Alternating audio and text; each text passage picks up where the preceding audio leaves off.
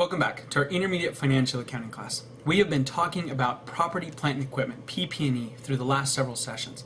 We've talked about what costs get capitalized, debited into our asset accounts, and what costs get expensed, and how we can tell the difference between the two. We've done examples of capitalizing interest, recording basket purchases, and conceptually, we've talked about that rule of thumb, that we can capitalize everything we spend to get that asset ready to use. We've also done some examples on how we can dispose of assets when they've reached the end of their useful life, or when we just don't think it's worth keeping track of them anymore.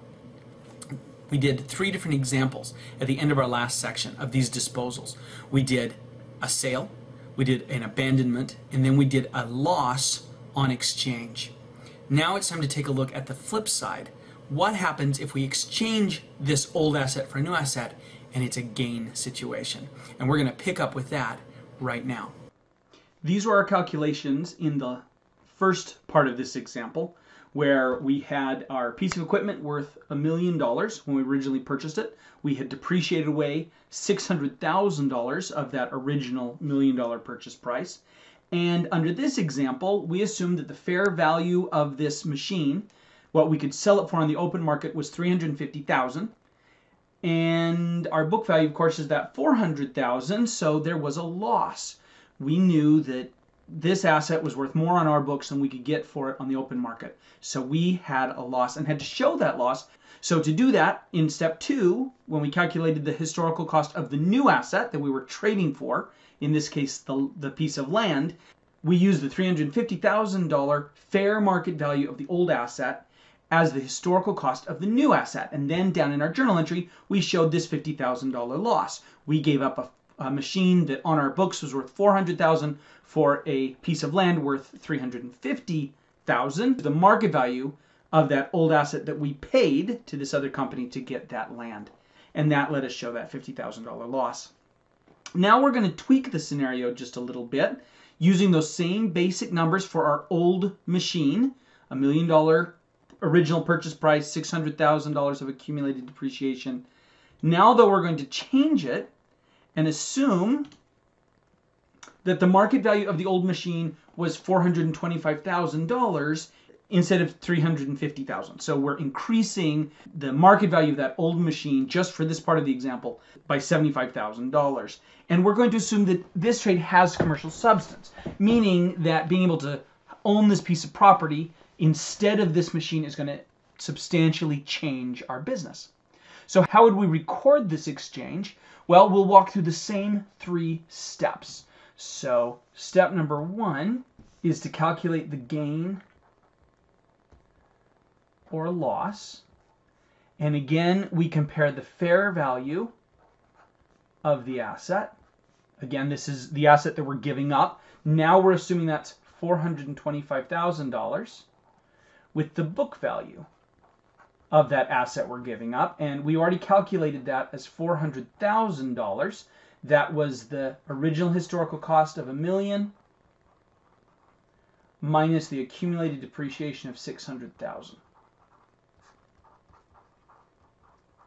And now when I take fair value minus book value, I get a gain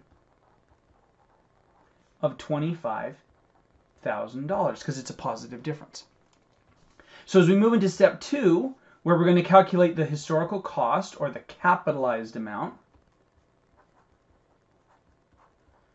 of the new asset that we're getting as part of the exchange, in this case, again, that's the land, we're going to use the market value.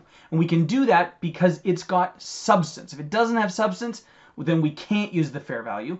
But if it has substance, then we can, and we get to show this gain because we substantially changed our business. So again, we're going to use the fair value of the asset that we're giving to this other company as what we paid them. So in this case, $425,000 is what we're saying we paid to get the land. We're just paying with the asset instead of with cash. And now we can do our journal entry. Yes, the best part. So we're going to record this new land at $425,000. We'll record the old machine being disposed of. So we'll get it off of our books with a credit of $1 million. We'll get rid of the accumulated depreciation on that machine. And that leaves us needing a $25,000 credit. And credits are gains instead of losses. So we'll show a gain on exchange. This is to record the exchange of machine for land at a gain. And we can put in there other details if we want to, including the fact that it's with substance, but the fact that we show the gain signals that it's with substance. Now the journal entry is really easy here. The most difficult part is just knowing whether or not it's got commercial substance. And there are two ways, if you remember, that we do that. One is looking at the business model and saying that this exchange actually improved or hurt our business substantially. That makes it an exchange with commercial substance. Also, if there was cash involved, then it would create an exchange with substance as well. So if the swap had included me paying them some cash or them paying me some cash, then this would definitely have substance. The one time that that doesn't happen is if this is a vendor, so it's somebody who normally sells land, so a real estate company, let's say. When you buy it from a vendor, somebody who typically sells this asset, then it's a purchase of an asset. You're just using another asset instead of cash, but it's still a purchase of this new asset. It's not considered an exchange. All right, last example that we're going to do, and we'll do it very, very quickly since it's not much of a change. The only difference from our last example is that let's assume it has no commercial substance. And if it has no commercial substance, then I am not allowed to show a gain or loss. And I'll show you how that works. So step number one, again, we determine whether there's a gain or a loss. And this is going to look exactly like what we just did. So we take the fair value of the asset, $425,000. We compare it with our book value of that old asset, which was $400,000. And I won't show the calculation again. We subtract those. Again, we get the $25,000 that makes this a gain. But now there's no substance. So the historical cost, or the capitalized amount of the new asset, again, still talking about the land, in this case, we use the book value of the old asset instead of the market value of the old asset. So I'm going to use 400,000 as my historical cost or capitalized amount for the land. If there's a gain with no substance, I use the book value instead of the market value. And now that I've got that number, I can do the journal entry. Like the others, it's really straightforward. This time there's just not going to be a gain or loss. So I debit land for the 400,000. I credit machine for that $1 million historical cost. And I credit accumulated depreciation for 600,000. And because I used the book value of the machine as the historical cost of the new asset, then they balance out perfectly.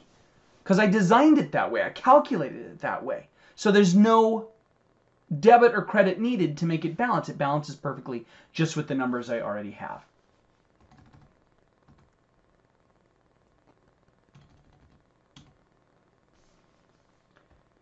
This is an exchange. This is an exchange of machine for land at a gain. Now we've talked about a lot of stuff. We talked all about property, plant, and equipment and what we record as it comes in and we get it ready for use. And essentially the rule is all that we spend on that process gets capitalized, becomes part of the historical cost or the original cost of this asset. And then anything that we spend later that improves the value of the asset or extends its life, that also becomes capitalized and becomes part of that historical cost. We also talked about when interest can be capitalized and when things can't be capitalized and when they just need to be expensed immediately. We ended up our discussion with what we do when we dispose of assets. How do we get them off our books? And the key concept here, and it is a key concept, is the fact that everything associated with the old asset has to come off our books. The accumulated depreciation and the historical cost. You can't leave one. You've got to get them both off of there. The last thing that we talked about then were exchanges and how we can record gains and losses if we swap things out. And it was an involved process trying to decide exactly how much can we record and do we record any, but it was fun because it ended with a journal entry. The last thing we need to talk about are the ratios that we can use to analyze our assets. And one of them we've already talked about, and that is our ROA, the return on assets. Net income divided by average total assets is a great measure of how well a company is using its PP&E. Now, same thing with asset turnover. Asset turnover includes all assets as well. Let me go ahead and put it up here. It includes all of our assets, but since PP&E is such a huge chunk of our assets, this measure as well as ROA really do give us a good feel for how the company is doing with its assets, because this tends to be the biggest piece. Now, you will see these tweaked somehow by analysts that want to see specifically what's going on with PP&E, and then they'll just replace average total assets with average total PP&E. And that works too. We're not going to get that specific, but analysts can tweak and change these ratios to whatever they want them to be for the analysis that they're doing. Now, the rule of thumb here, again, we just want it to be bigger. Bigger is better. The higher our number, the more effectively we're using our assets. Unfortunately, for most companies, it becomes a trade-off. If I've got a really good profit margin, I probably have a bad return on assets. If I've got a really bad profit margin, if I'm still in business, then chances are I've got a good asset turnover and I'm churning through things really quickly and using those assets really effectively. So I don't generate a lot of profit per sale, but I generate a lot of sales, is what we're showing. Now with that wraps up our conversation all about our property, plant, and equipment. Lots of key stuff here, lots of important issues that we need to be comfortable with, especially as we move into our next topic, which is depreciating these assets. So more fun to come. I'll see you then.